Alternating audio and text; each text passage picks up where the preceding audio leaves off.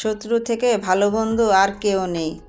একমাত্র শত্রুরাই কিন্তু আপনার দোষগুলোকে বারবার খুঁজে বের করে আপনার সামনে প্রেজেন্ট করবে। আর সেখান থেকেই আপনি শিক্ষা নিয়ে আপনার জীবনের মোড়টাই পরিবর্তন করতে পারবেন। হ্যালো এভরিওয়ান, আসসালামু আলাইকুম। আপনারা সবাই কেমন আছেন? আশা করছি আপনারা সবাই ভালো আছেন। আলহামদুলিল্লাহ, আমরা সবাই ভালো আছি। শিরিন ডেইলি ব্লগে সবাইকে স্বাগতম। প্রতিদিনের মতো আজও একটি সুন্দর সকাল দিয়ে ভিডিওটি শুরু করছি। আমার ভিডিওটি যদি ভালো লেগে থাকে তাহলে অবশ্যই একটি লাইক দিয়ে দিবেন। আর যারা অলরেডি লাইক দিয়েছেন তাদেরকে জানাই অসংখ্য ধন্যবাদ। তো সকালবেলায় চলে আসছি রান্নাঘরে, সকালে নাস্তা বানাবো।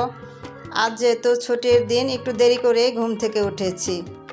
যাই হোক, এখন সকালের নাস্তাটা বানিয়ে নিচ্ছি। তো আজকে সকালের নাস্তাটা বানাচ্ছি বাঁধাকপি দিয়ে আর গাজর দিয়ে, সাথে আটা দিয়েছি আর চালের গুঁড়ি দিয়েছি। তো এটা আমাদের দেশের ভাষায় আমরা এটাকে চাপটি বলি। তো এই চাপটিটা আমি বিশেষ করে শীতের দিনেই বানিয়ে থাকি। তো এই শীত সিজনে অনেক ধরনের সবজি পাওয়া যায়, এই সবজি দিয়ে এই চাপটিটা তৈরি করি। তো এই চাপটিটা আপনাদের ভাইয়ার খুব পছন্দ, তাই আজকে যেহেতু ছুটির দিন তো বানিয়ে দিচ্ছি। তো এরই মধ্যে আপনাদের ভাইয়া টেবিলে খেতে বসে গেছে। তো আমি ভেজে নিয়ে দিচ্ছি, যে গরম গরম খেলে ভালো লাগবে।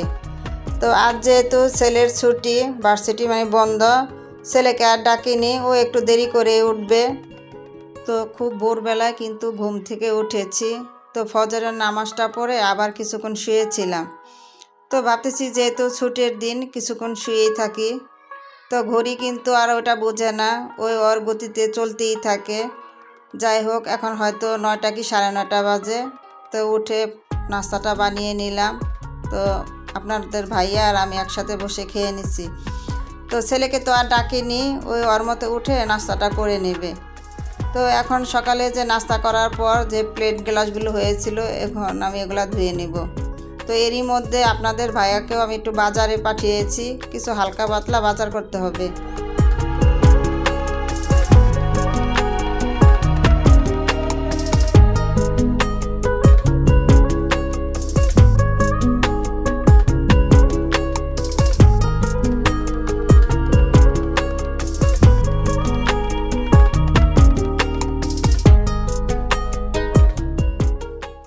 তো আমি ঝটপট করে রান্নাঘরের কাজগুলো করে নেওয়ার চেষ্টা করছি।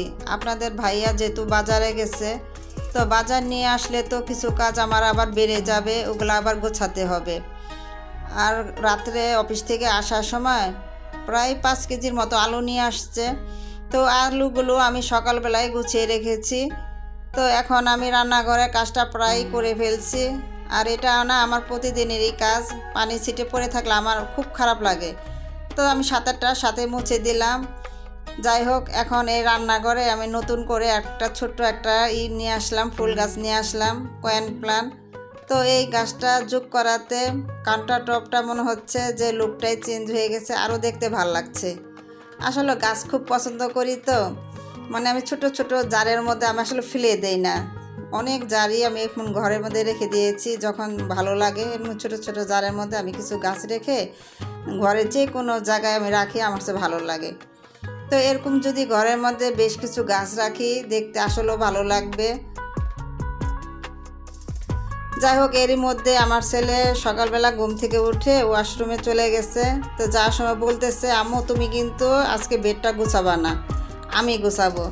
যাই হোক, আমি আর গুছাইনি, ছেলে ফ্রেশ হয়ে এখন বেডটা গুছাচ্ছে। যাই হোক, যেরকম পারছে গুছাচ্ছে, আলহামদুলিল্লাহ খুব সুন্দর করে গুছিয়েছে। যাক গুছাচ্ছে আর বলতেছিল যে আম্মু দেখো, তুমি তো আমার কাজ পছন্দ করো না, দেখো তো কত সুন্দর করে গুছাচ্ছি, ভালো হয়েছে না? তা আমি আবার হাসতেছি আর বলতেছি যে হ্যাঁ আলহামদুলিল্লাহ খুব সুন্দর হয়েছে। যাই হোক, এরকম যদি সবাই ফ্যামিলির সবাইকে সাপোর্ট করে, কাজে সাহায্য করে, আসলে অল্পতেই আমাদের কাজগুলো হয়ে যায়। তাছাড়া আমার ছেলেও কিন্তু পড়াশোনা করে, তেমন একটা সময়ও পায় না।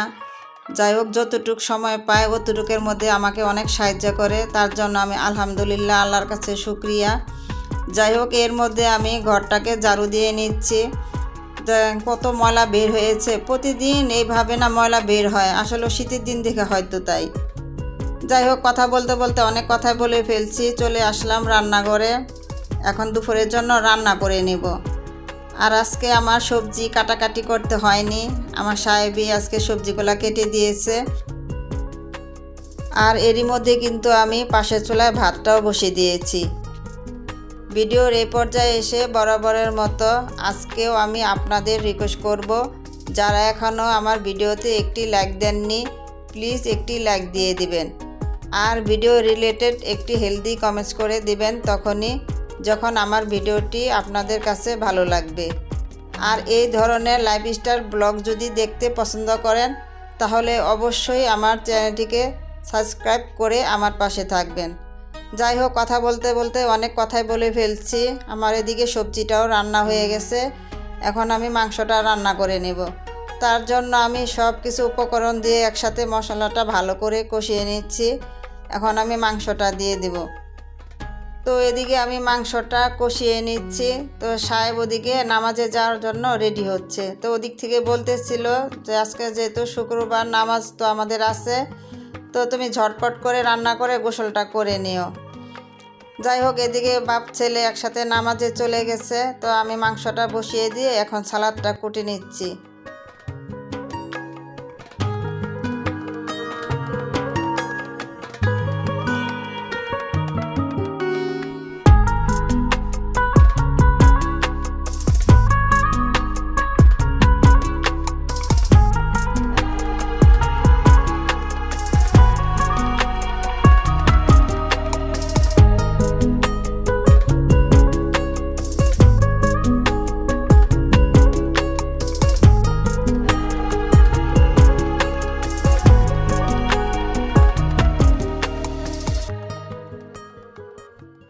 তো এরই মধ্যে কিন্তু আমি মাংসটা কষিয়ে নিচ্ছি। তো মাংসটা বসিয়ে দিয়ে আমি ঘরের অন্যান্য কাজগুলো করে আসছি।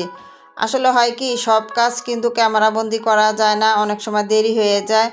যাই হোক, এদিকে আমার মাংসটাও রান্না হয়ে গেছে। এখন আমি কাঁচামরিচগুলো দিয়ে দিব। তো আমি না কাঁচামরিচ দিলে আমার কাছে ভালো লাগে, কাঁচা মরিচের যে একটা ফ্লেভার, এটা আমার কাছে খুবই ভালো লাগে। এরই মধ্যে সাহেব ছেলে নামাজ থেকে চলে আসছে, আমিও গোসল করে নিয়েছি। এখন ডাইনিংয়ে খাবারগুলো দিয়ে দিব।